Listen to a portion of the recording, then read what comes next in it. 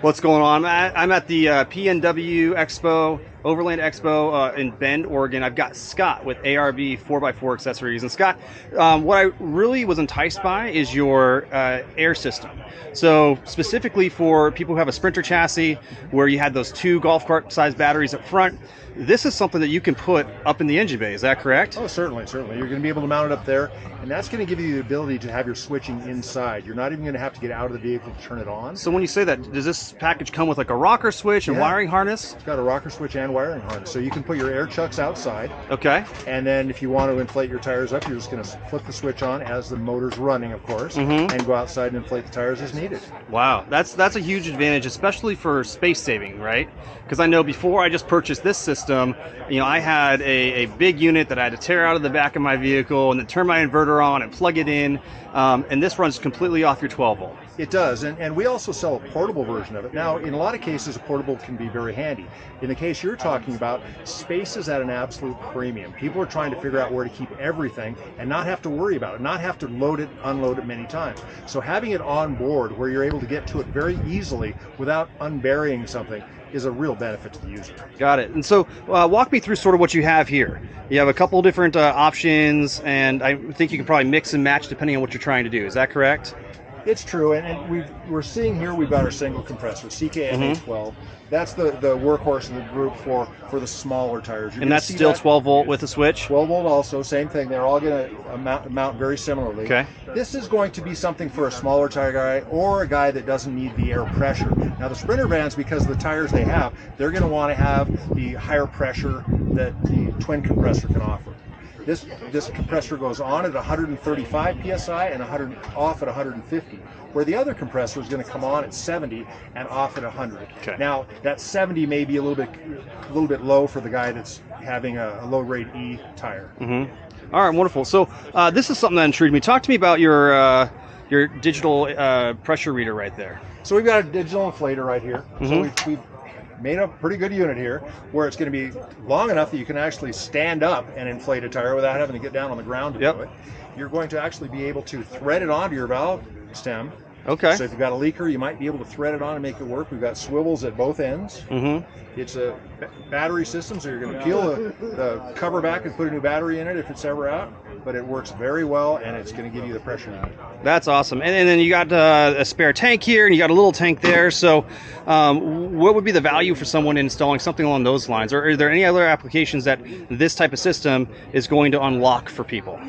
Okay, so when you're running an air tank such as this is really designed for air tools. If you're going to be running air tools, let's say an impact wrench, this is what you'd want to have in the system. We need that capacity so that the air tool can have. What about airbags? Someone want to install airbags on their vehicle for a flusher ride? For it. You're going to use just straight air on that. You're not going to need to have so just your regular compressor would work? Just a regular compressor will work for that. Now this manifold here, this is actually used for a couple things. One, in our air lockers, we're able to put our solenoids on it. Okay. But also we're using it in conjunction with a twin compressor to make sure we give enough room for the compressor to dissipate heat before it comes into your before it goes to your tires. Now, what I'm saying here is honestly is that I need something to cool the air between these things here, because the air coming out is so hot that if I put the air hose directly to this, there's a good chance it's going to melt down because it really gets hot. And so you guys have done a unique partnership, if you will, with Agile Off-Road and something about a locking differential. You want to walk me through how your system would complement something along those lines and some of the benefits of maybe that differential that you know of?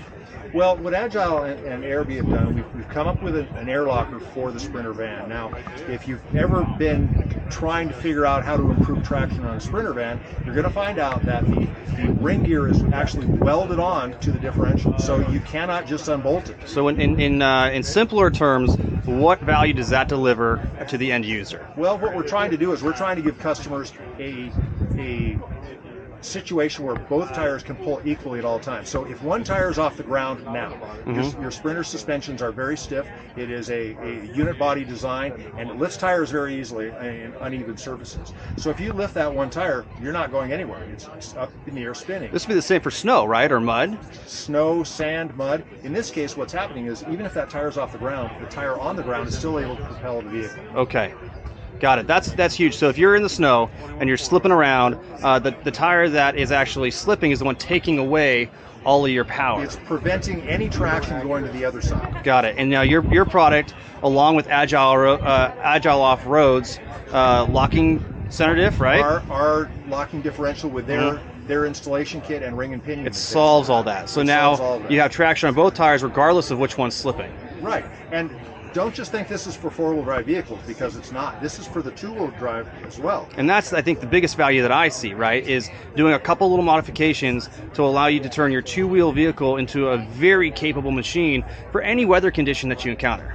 I'm not going out on a limb here saying that an air-locked two-wheel drive vehicle is going to go almost as far as an all-wheel drive Springer can go. Wow, that's huge. Pretty close. As long as you have the ground clearance. As long as you have the ground clearance. Those running boards might fall. Yeah, absolutely. Well, wonderful. Is there anything else within this segment right here that you want to touch on or you think would bring value to customers? I think you covered it pretty well as far as your questions, but we want to go back to the compressors. Being able to air up, being able to play with your floaties, go out and go on the river someplace, an air mattress because you've got somebody outside. Mountain bikes, right? Mountain bikes. Yeah, be able to just turn a switch and now you're inflating your tires. Onboard air is a great option. I guess that would also go to paddle boards and all of that, right? All that as well, but the other part here that I'll bring up very quickly is we have here, in a new case that I'm not that familiar with, is we have our Speedy Seal kit. This is something that all the users should have as well, because what this is going to do is that if you're on the dirt, you might actually pick up a nail or something. Combine this with an air compressor, you can actually get back on the trail again. That's huge. So being able to have this turns you into an instant tire shop, right? It does. You just take that nail out or whatever it is, as long as it's not like a huge piece of glass. Although a huge piece of glass, I've seen 10 or 15 of the plugs with the plugs. Yes. That's huge. And it gets you off out of trouble and back on the road. Right. So let's just picture this, right? You're going to, say, Canada, right? You get past Calgary or something like that. You're going towards Alaska. The sky's the limit. And all of a sudden, you got no cell coverage. And then all of a sudden, you get a flat tire. And then what do? This solves all those problems and gets you to your destination safely. Short of a satellite phone, right?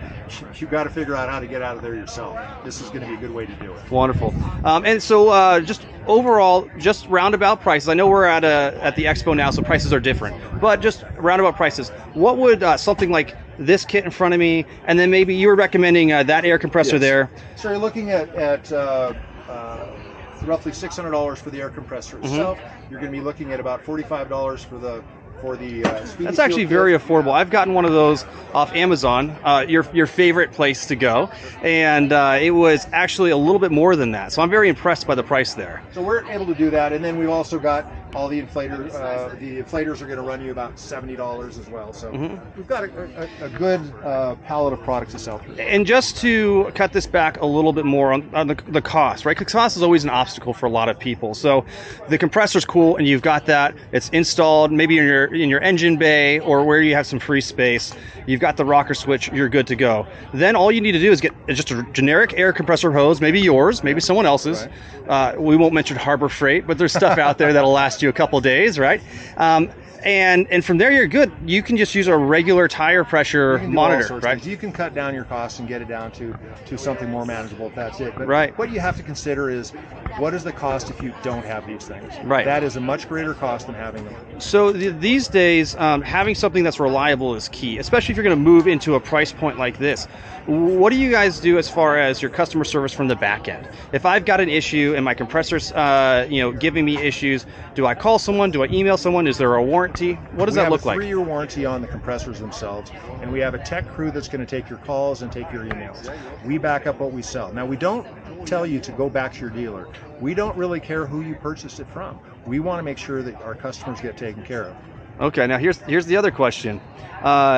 I get this from eBay. I get this from Facebook Marketplace. You guys don't care, or does it have to be the original owner? Well, it has to be the original owner. Okay, and that makes complete sense. Just have to ask these questions. We don't know what's happened to it, and we want to make sure that we get the original owner. Wonderful. If customers are interested about this product line in particular, they have questions, who do they reach out to? Who do they call, and how do they do it? The best bet's to go to arbusa.com. We've got a huge site and we've got a lot of information there, including being able to contact us about new products and warranty as well. Wonderful. Thank you so much for your time. I really appreciate it, and I hope you have a great day. Very good. Thanks for coming in. I really appreciate it.